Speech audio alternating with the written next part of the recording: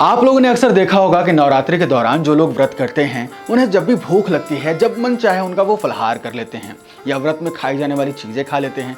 आखिर ये सब कहाँ तक सही है और अगर नहीं है तो क्या है सही तरीका, आइए जानते हैं। हिंदू धर्म में नवरात्रि के मौके पर माँ दुर्गा को प्रसन्न करने के लिए लोग व्रत रखते हैं और विधि विधान से पूजा भी करते हैं। ऐसी मान्यता है कि नवरात्रि के 9 दिन व्रत और पूजा करने के बाद माता दुर्गा जो है वो प्रसन्न होकर लोगों की सभी मनोकामनाएं पूरी कर देती हैं और जीवन के आने वाले कष्टों से भी छुटकारा दिलाती हैं। नवरात्र के अवसर पर जो लोग व्रत रख रहे हैं उनको व्रत के दौरान फलाहार करने को लेकर कुछ जरूरी नियम हैं वो जान लेना चाहिए ताकि उनके व्रत बिना किसी बाधा के पूरा हो सके। ज्योतिष शास्त्र में नवरात्र के व्रत को लेकर के कुछ नियम है कि फलाहार कितनी बार करना चाहिए, लेकिन कुछ स्थानों पर नियम मान्यताओं के आधार पर ये कुछ भिन्न भिन्न हो सकते हैं जो कि व्यक्तिगत मान्यताओं और परंपराओं पर निर्भर करते हैं। हालांकि कुछ सामान्य नियम है जिसका पालन करना बहुत आवश्यक होता है। आप लोगों ने अक्सर देखा होगा कि नवरात्र के दौरान जो लोग व्रत रखते हैं उन्हें जब भी भूख लगती है, जब मन चाहे फलाहार कर लेते हैं या व्रत में खाई जाने वाली चीज खा लेते हैं। वहीं कुछ लोग नवरात्रि के व्रत में दिन में बस एक बार ही फलाहार करते हैं। ये आमतौर पर दोपहर या शाम के समय किया जाता है। कुछ लोग दिन में 2 बार फलाहार कर लेते हैं, एक बार सुबह एक बार शाम को।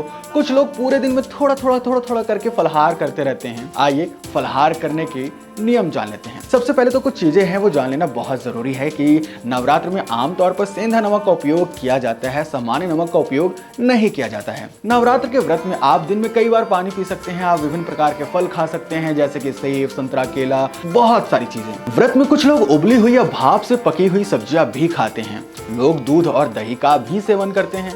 आमतौर पर नवरात्र के व्रत में अनाज का सेवन नहीं किया जाता है और मांस मछली का सेवन तो पूरी तरीके से वर्जित होता है। नवरात्र में अल्कोहल, तंबाकू का सेवन भी वर्जित होता है। इस बात का ध्यान रखना चाहिए कि भोजन बनाने और खाने के स्थान को साफ सुथरा रखना चाहिए। व्रत के दौरान मन को शांत रखना चाहिए और भगवान की भक्ति में लीन रहना चाहिए। व्रत के दौरान नकारात्मक विचारों से दूर रहना चाहिए।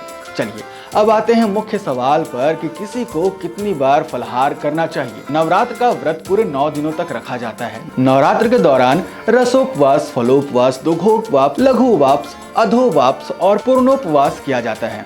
कुछ लोग उपवास के दौरान खिचड़ी खाते हैं, कुछ लोग सेंधा नमक के साथ भोजन करते हैं, कुछ फलाहार करते हैं, कुछ दूध और जल ग्रहण करते हैं। जैसे जिसकी क्षमता होती है वो वैसा उपवास कर लेता है।